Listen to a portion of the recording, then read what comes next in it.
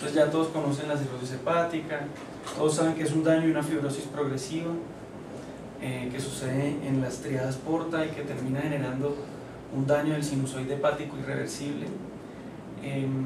Todos saben que es por múltiples causas, infecciosas, iatrogénicas, cuando no sabemos es criptogénica, o sea, hay muchas causas conocidas, la idea no es comenzar a discutir, sabemos que tiene un alto riesgo de mortalidad y de morbilidad, que tiene múltiples complicaciones, entre ellas pues la citis, yo creo que es como a la que más nos enfrentamos en la sala de urgencias. También hay un desbalance de compartimientos, similar al de la falla cardíaca. También hay hiponatremia dilucional, pero tenemos que tener algo en cuenta. Hay una hipolipinemia también marcada. Recordemos que la albúmina se sintetiza a nivel hepático y es uno de los... hace parte del perfil hepático completo, medir albúmina, porque la albúmina y los factores de coagulación son lo que llaman pruebas de síntesis hepática, a ver si el hígado está sintetizando lo que debe sintetizar. Y además tiene un efecto deleterio sobre la parte cardiovascular. Todos sabemos que las proteínas generan carga oncótica, y si tenemos un paciente con hipoalbuminemia pues va a tener una carga oncótica baja. Esto de pronto entonces nos complica un poquito el panorama, es similar al anterior. Recordemos la fisiopatología, esto es de la revista española de enfermedades gastrointestinales. Entonces, no, esta no es la española, esta es una gringa, perdón. Entonces aquí hablan de liver cirrosis, entonces hablan de la hipertensión portal, hablan de la dilatación de los vasos esplénicos y periféricos, que eso también pues se ve en la eco abdominal cuando se puede, y el montón de telangiectasias que uno ve a nivel abdominal que hacen parte de lo que uno clínicamente puede ver en el paciente.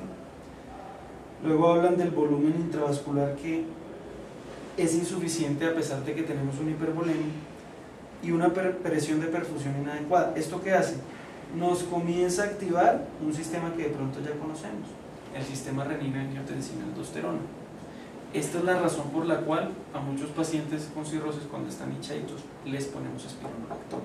Es para bloquear esto. De pronto pensaríamos a creer que se da netamente por el efecto diurético. Pues sí, claro que necesitamos algo de efecto diurético, pero el fin último es bloquear el sistema renina-angiotensina-aldosterona, que me va a hacer vasoconstricción y que me va a perpetuar la respuesta de hipoperfusión que ya hay. Activación de la hormona antidiurética y activación del tono simpático. Entonces aquí vemos, por ejemplo, por qué podemos usar los beta-bloqueadores no selectivos. Aquí vemos por qué usamos antagonistas de los receptores de vasopresina 2, por qué usamos hormona antidiurética. O sea, aquí vemos el por qué podemos usar esto. ¿Por qué podemos usar distintos fármacos? Es con el fin de bloquear el eje. Pues lógicamente también necesitamos efecto diurético, pero entonces usted, lo principal es poner de pronto espironolactona, o sea, lo principal es bloquear el sistema renina-angiotensina-aldosterona. O sea, si usted es lógico y trabaja sobre la fisiopatología, usted va a querer es inmediatamente frenar el eje para que el paciente se perfunda mejor y se redistribuya el líquido. Lógicamente también queremos el efecto diurético. Estos pacientes sí no tienen muchas estrategias de manejo. ¿Qué sabemos de la cirrosis? Hombre, a medida que comienza a progresar, las curvas de mortalidad comienzan a irse para arriba si no hay trasplante, y lamentablemente en nuestro país se hace bastante trasplante para ser un país de 40 y pico de millones de habitantes, pero hacen falta muchos más trasplantes de hígado al año. Falta que se entrene más gente para esto. Y sabemos que después de que usted tiene 2 hospitalizaciones en 6 meses, la mortalidad comienza a echarse para arriba. O sea, el paciente va a seguir complicándose por X o Y motivo. Esto simplemente lo dicen los estudios. En el momento en que su paciente comienza a consultar cada vez más a la sala de urgencias, ese paciente se va a morir. Usted tiene escalas para medirlo, todos conocemos el Child-Pugh o el MELT, o sea que son escalas para medir el grado de insuficiencia hepática, y el MELT, por ejemplo, nos ayuda con la parte de trasplantes a ver en qué momento el paciente ya debería estar en una lista o manejándose. Y la estrategia de manejo de líquidos es sencilla. Aquí sí es estricto restringir el sodio. Aquí nos toca hacer una restricción hidrosalina. La restricción de líquidos es un poquito más permisiva. Ellos hablan de 1200 a 1800 cc días, un poquito más que la anterior. ¿Pero por qué? Porque hay una cosa que se llama síndrome hepatorenal, y cuando sucede es bastante, o sea, eso sí aumenta la morbilidad y la estancia del paciente. La terapia diurética con espironolactona, perdón por poner diurética, pero digamos la terapia de bloqueo hormonal, podríamos decir, o de bloqueo de la aldosterona, de 100 a 200 miligramos, y la furosemida en dosis más bajas.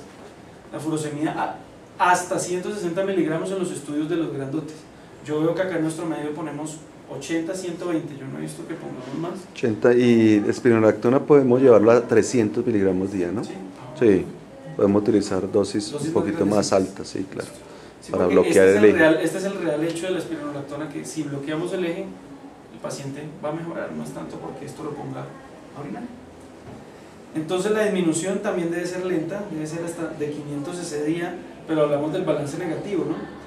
Debe manejarse de manera estricta el balance. Aquí sí el balance hídrico es fundamental, y de pronto a veces somos hasta más estrictos con la insuficiencia cardíaca que con los de cirrosis, no los pesamos, no se toca ser como más incisivos.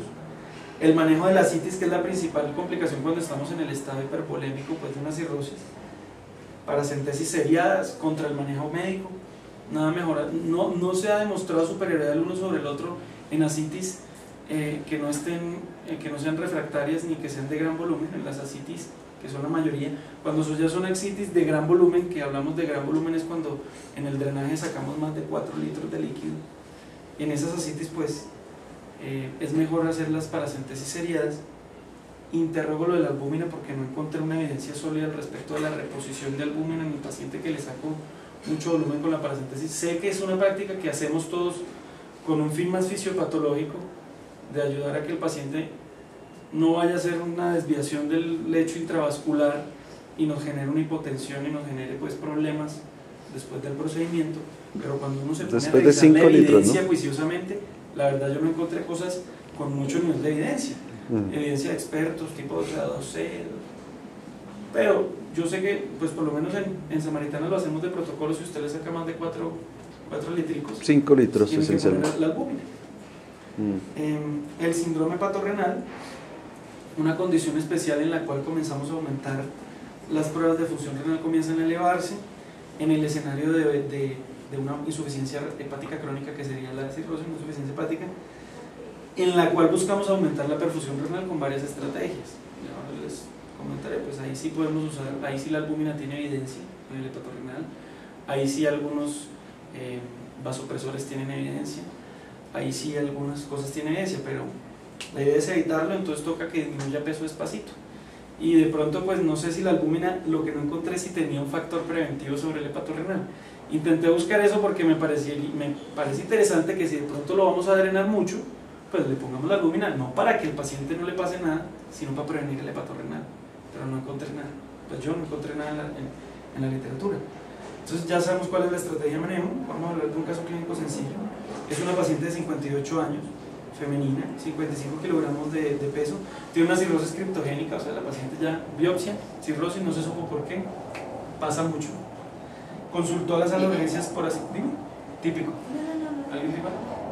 Sí, es muy típico, muy común. Yo creo que en Colombia estudiamos poco, porque cuando ya nos llegan es ya con la biopsia positiva para cirrosis y ya no hay nada que hacer. Con un pulso normal, una tensión normal, con las mucosas hidratadas y con una perfusión distal normal. Este es el caso sencillo. Llegó con la barriguita un poquito hinchada, no está tensión, no es una ascitis gigante, y nos toca manejarlo. Y los paraclínicos nos muestran una creatinina de 1.6, un MUN de 30 y un sodio de 131. ¿Cuál es el paso a seguir?